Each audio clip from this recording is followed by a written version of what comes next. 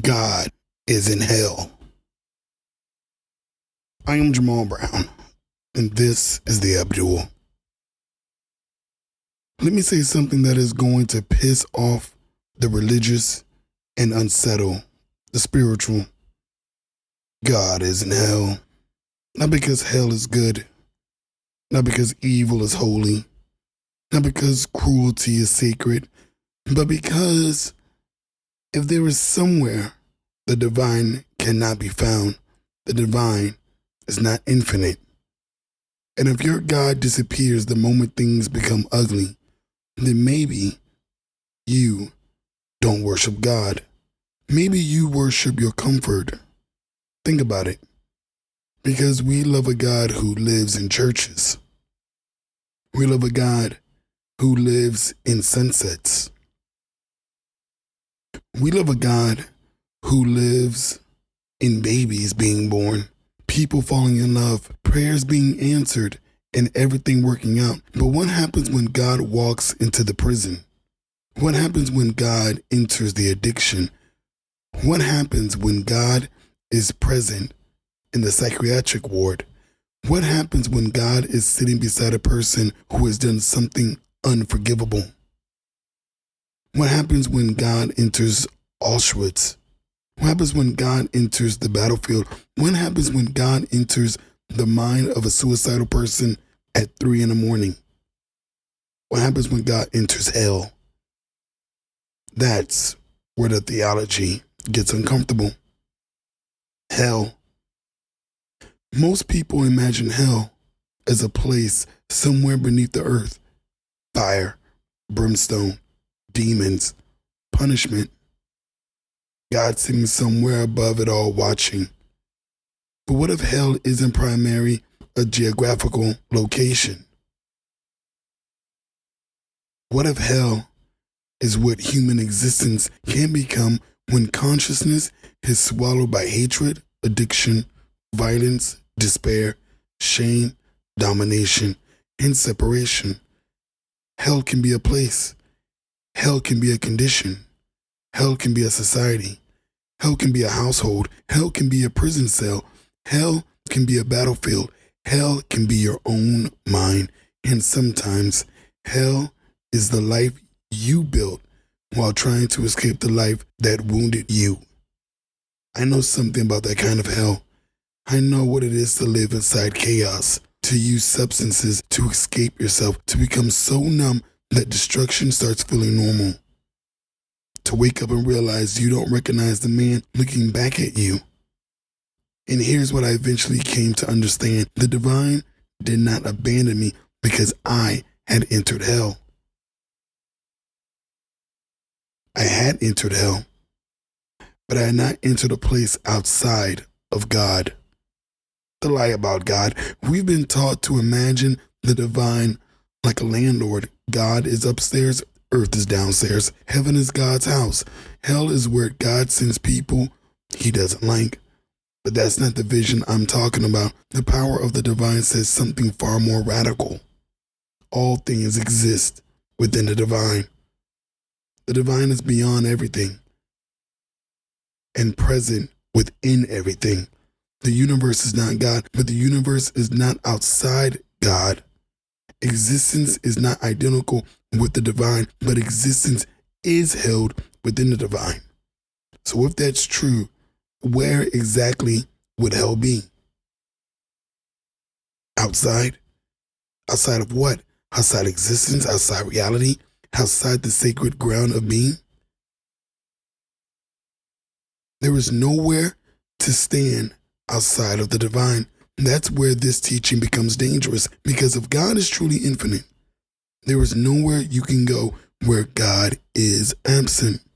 Not heaven, not hell, not the hospital, not the prison, not the grave, not the battlefield, not the addict's apartment at 4 a.m, not the mind that has become a war zone, not even the place human beings have made almost unbearable to inhabit. But don't get it twisted. Now hear me carefully, because somebody is going to hear this and say, if God is in hell, then evil must be God. No. That's lazy theology. The divine being present within reality does not mean everything that happens is morally good. A knife can exist within reality without murder becoming sacred. Hatred can exist within reality without hatred becoming divine. Abuse can exist within reality without abuse becoming holy. Evil can exist within a world held by the divine without evil becoming an attribute of God. Presence is not approval. That's the distinction.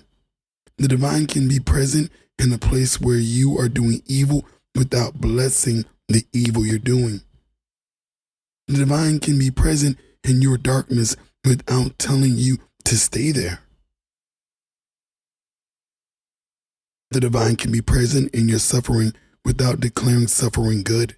The divine can be present in hell while still calling you out of hell. The God who enters the wreckage. This is where spirituality becomes more than just pretty words. Because a God who is only present in beautiful places isn't much use to people living ugly lives. I don't need a God who can meet me when I'm clean. I need a God who can find me when I'm filthy. I don't need a spirituality that tells me, come back when you fix yourself.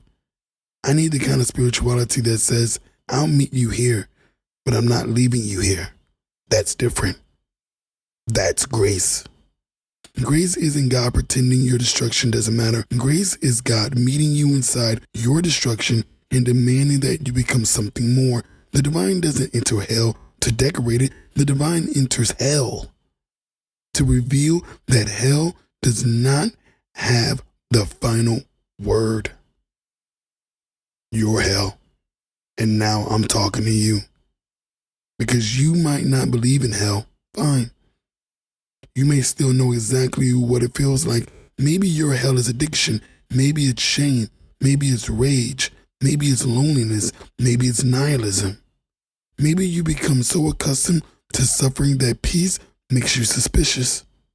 Maybe you've spent so long surviving that you don't know who you are without the war. Maybe you've convinced yourself, this is just who I am. No. Stop. That's the lie. Your circumstances may be part of your story. Your wounds may be real. Your history matters. But hell does not get to become your identity. You can be wounded without worshiping your wound. You can acknowledge your darkness without becoming loyal to it. You can tell the truth about what happened to you without surrendering responsibility for what happens next. And here's the radical part. If the divine is within all things and beyond all things, and even your worst moment is not spiritually empty, there may still be conscious there. There may still be awareness. There may still be possibility of turning. There may still be something in you that whispers, get up. The sacred in the shadow. I don't believe spirituality means becoming afraid of your shadow. I believe spirituality means becoming courageous enough to look at it. Look at the rage. Look at the envy. Look at the lust. Look at the addiction. Look at the cowardice. Look at the resentment. Look at the things you've been hiding. Not so you can glorify it, not so you can excuse it, but so you can finally tell the truth about it. Because what you refuse to see, you cannot transform. The shadow doesn't become sacred because God is present within it. It becomes a place where the truth can be encountered. And sometimes the most spiritual thing a person can say is, I did this. Not, they made me. Not, that's just how I am. Not, God understands. No, I did this.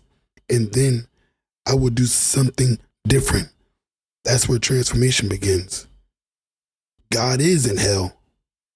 So yes, I believe God is in hell. But I don't mean that God is the author of evil. I mean, there is no corner of existence where the divine has ceased to be the divine.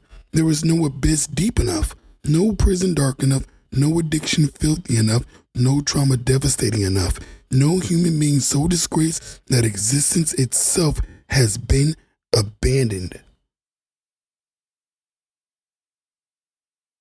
And if that is true, then hell itself becomes a theological rebellion against disorder. Because despair says, nothing is here. The divine says, I am here. Despair says, you are alone. The divine says, you are held within something greater than yourself.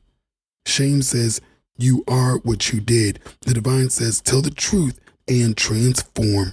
Nihilism says, nothing matters. The divine says, existence itself is sacred.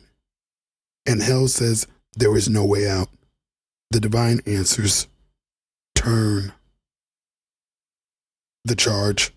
So I'm not asking you to romanticize your hell.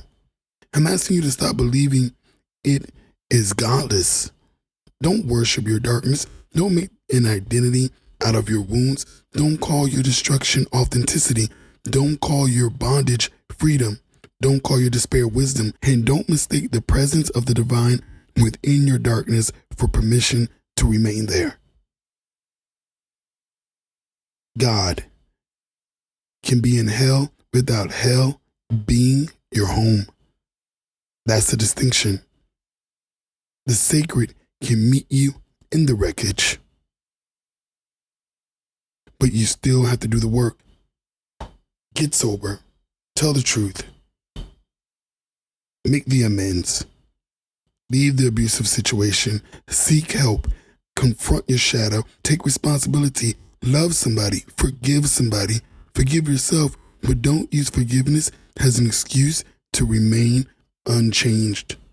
Get up, because maybe the miracle isn't that God keeps you out of hell. Maybe the miracle is discovering that even hell cannot separate you from the divine.